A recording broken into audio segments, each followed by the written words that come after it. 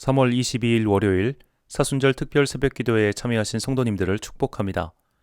사도신경으로 우리의 신앙을 고백하겠습니다.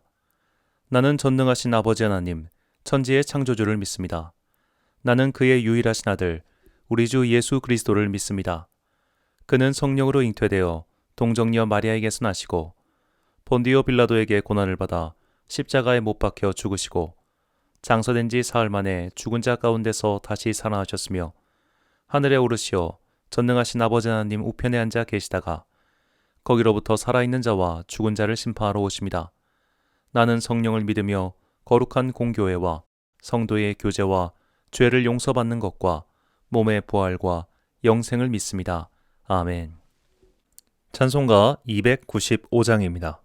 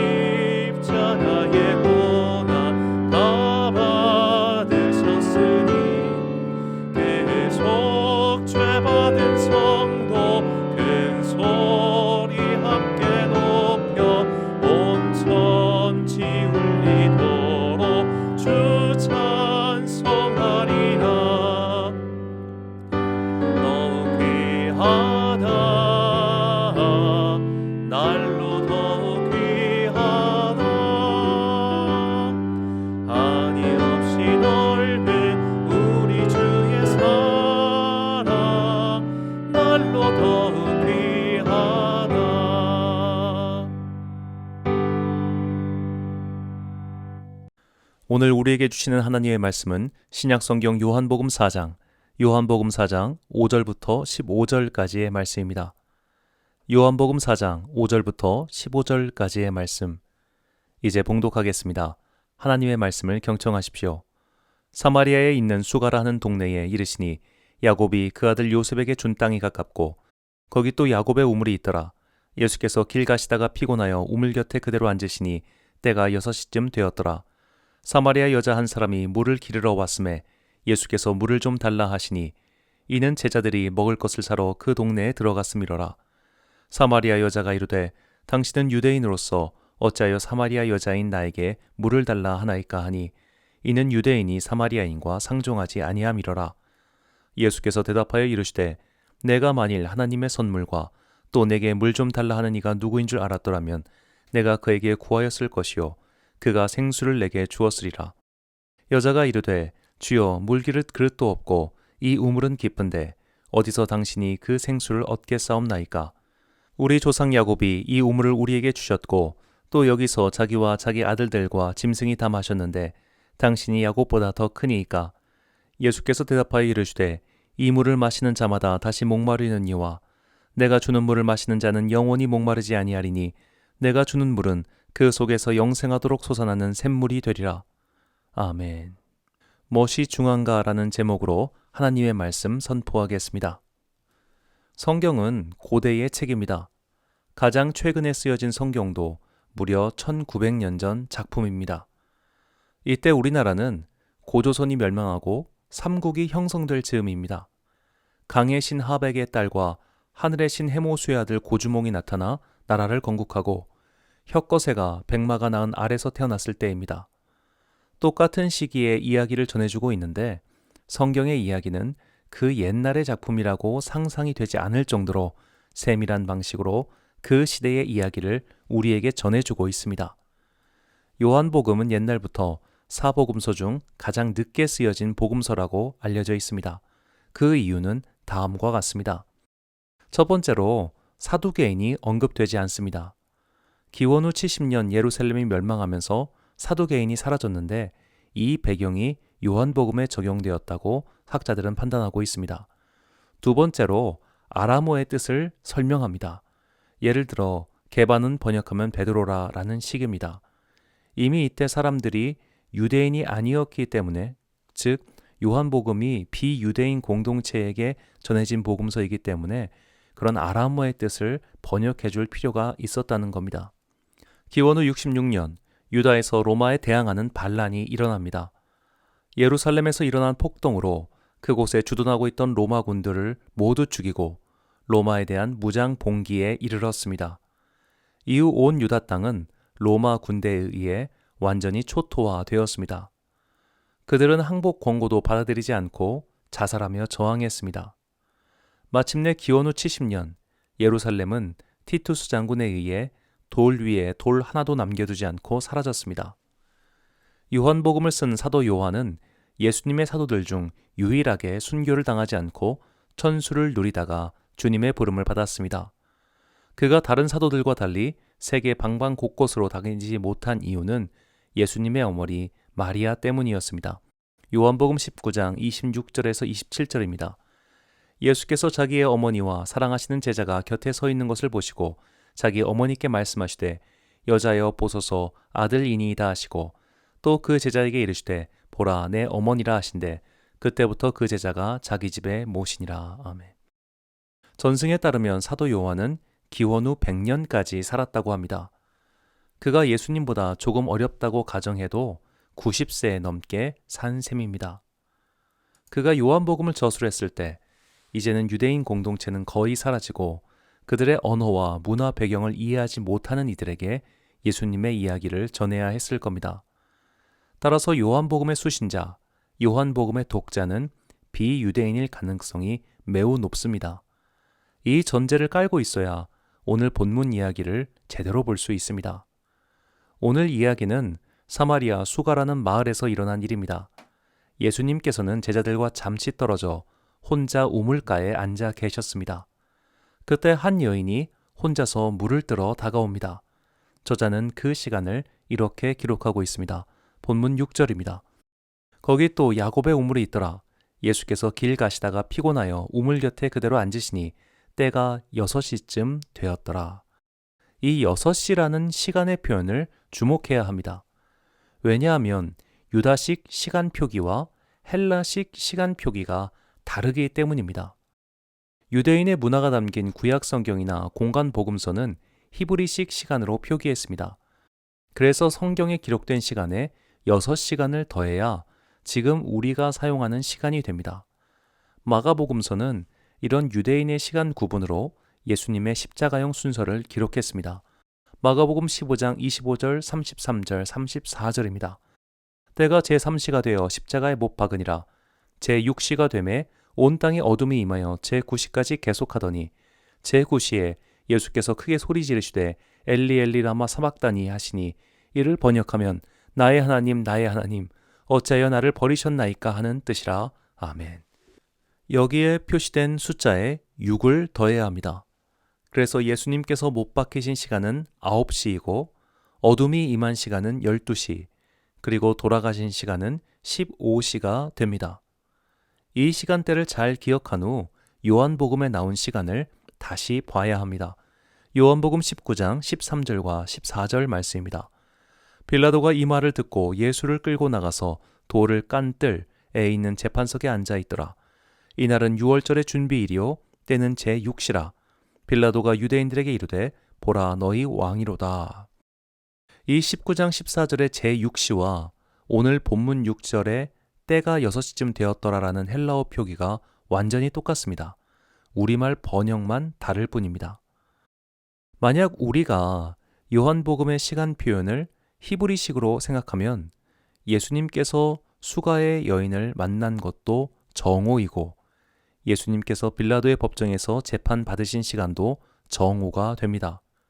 이것은 공관복음서에 나온 예수님의 십자가 사건 시간과 충돌을 일으킵니다.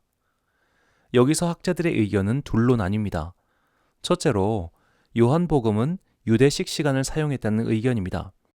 이것은 교부들로부터 이어온 해석 방법입니다.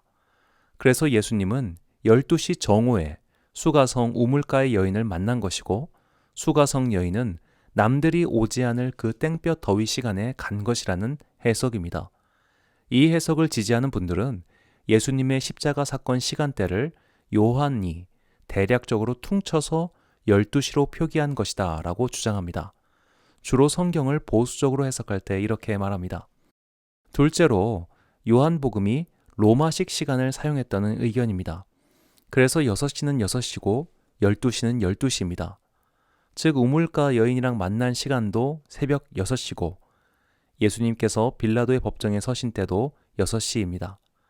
이 해석은 복음서 전체의 통일성을 지켜줍니다. 무엇보다 헬라어 원문에서 요한복음이 시간을 중요하게 표기한 것으로 볼 때 사도 요한이 예수님의 십자가 사건을 퉁쳐서 표기했다는 것이 지지하기 좀 어렵습니다. 요한복음의 시간 표시에 대해서 이렇게 길게 설명을 드린 이유는 이단들이 이 시간 표식을 들먹이며 마치 자기들이 특별한 성경 해석을 하고 있다고 말하는 것을 들었기 때문입니다. 목사들의 그동안 해석은 틀렸고 자신들이 우월하다는 것을 보여주고 싶어 하는 거죠. 이단들이나 혹은 뭔가 특이해 보이고 신기해 보이는 것을 좋아하는 이들은 이런 것에 자꾸만 마음과 귀가 쏠립니다. 오늘 본문의 시간이 새벽 6시든 정오이든 그게 무슨 상관입니까? 그 시간은 중요한 배경을 설정해 주지만 그 시간이 새벽 6시든 정오이든 그 여인의 상황은 그대로입니다. 그녀는 가정생활에 큰 고통을 겪었던 사람입니다. 어떤 이는 6번이나 상대가 바뀌었다면 음란한 여인이었을 것이다. 쉽게 단정 지을지 모르겠지만 그것은 알 수 없는 일입니다. 어떻게 타인의 인생을 한마디로 단정 지을 수 있겠습니까? 아침 일찍 우물가에 도착했건 정오에 우물가에 도착했건 그녀는 고통스러운 인생을 살았고 그때 예수님을 만났습니다. 처음에 그녀는 예수님이 하는 말을 그닥 중요하게 듣지 않았습니다. 그러나 그녀가 얘기도 하지 않은 자신의 과거를 예수님께서 알고 계시자 그녀는 이렇게 말합니다. 요한복음 4장 19절과 20절입니다. 여자가 이르되 주여 내가 보니 선지자로소이다. 우리 조상들은 이 산에서 예배하였는데 당신들의 말은 예배할 곳이 예루살렘에 있다 하더이다.